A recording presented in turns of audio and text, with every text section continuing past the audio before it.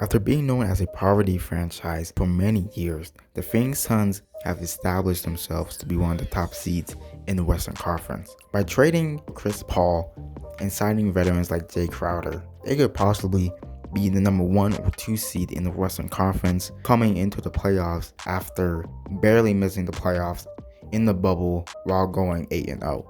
Devin Booker has played like he's one of the best, if not the best, shooting guard in the league. Chris Paul has led this team throughout the season and supposedly have been a top 3 candidate in the MVP conversation. Okay, got DeAndre Ayton, who's still a solid center and is still developing.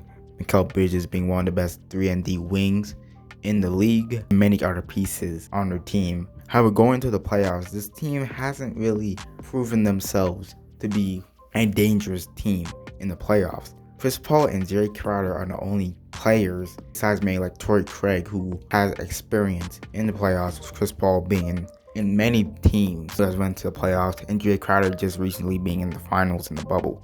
In this video, I'm going to be answering the question of whether the Phoenix Suns can be trusted in the playoffs, and also giving my opinion on what their ceiling is for this playoff run. Before we get in this video, please leave a like and subscribe to the channel if you haven't already. And if you enjoy this type of content coming out of my channel, thank y'all for all the love that y'all been giving me. I really appreciate it. And with that being said, let's get right into the topic of this video. As of right now, the Suns are in a really weird spot where, although they are a great regular season team, a lot of people don't really have high expectations for this team, since the NBA have seen a lot of teams who have done really well in the regular season who has not lived up to the expectations in the playoffs. And ultimately, they can be in one of the worst situations that a top seed could be, potentially facing the Lakers, since the Lakers could be the 7th seed, which would mean they would be in the play-in game. And if they win the first game, supposedly against the Warriors, or they could potentially be facing the Lakers, the defending champions, with LeBron James, who is going to be in good health, maybe not the best, and Anthony Davis finally getting back into his rhythm in the first round. By looking at the season series between these two teams, the Suns won the series and are winning 2 out of 3 games.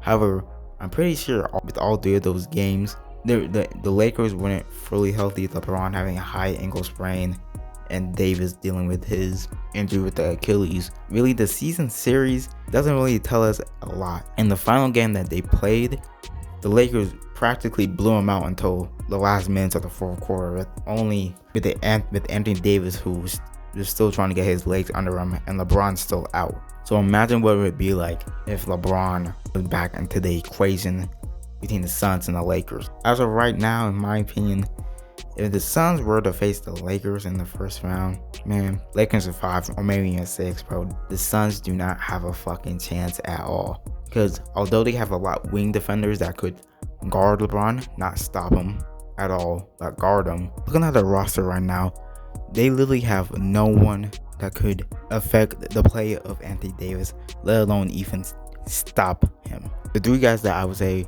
would have to match up against AD, only accounting for their size, is DeAndre Ayton, Frank Kaminsky, and Dario Saric, with DeAndre Ayton probably being eliminated since he's probably going to be guarding Andre Drummond. And I'm pretty sure that Frank Kaminsky and Dario Saric aren't known for the defense at all. So ultimately, AD is probably going to dominate in this series.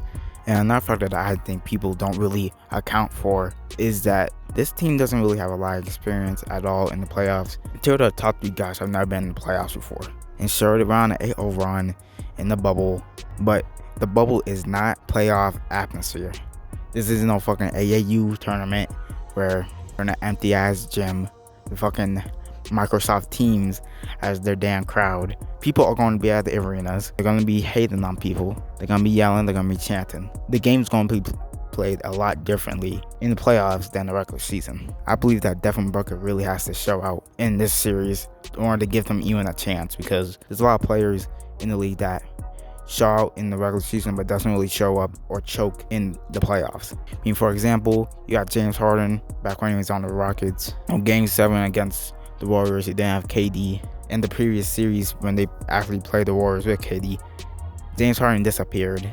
So if Devin Booker comes out like how Jamal Murray or Donovan Mitchell did, during last season, where I believe the Suns have a chance, but if he decides not to show up in the playoffs, and then I believe that the Suns have literally no chance, and that the Lakers are probably gonna win 5 games. However, they could match up against the Warriors, who I would say is a very easier matchup than the Lakers, and I believe the Suns can handle them, but in probably like in 5 games. However, I would say probably deeper into the playoffs, maybe I would say that the Suns will probably get eliminated in the second round if they were to match up against Clippers, Lakers, maybe even the Nuggets. You don't know. They're probably gonna get healthy if they're able to beat the Trailblazers in the first round. So yeah, hope y'all enjoyed this video. Please leave a like and subscribe if you haven't already. Thank y'all for the support. I really appreciate it. And with all that being said, I'm out. Peace out, y'all.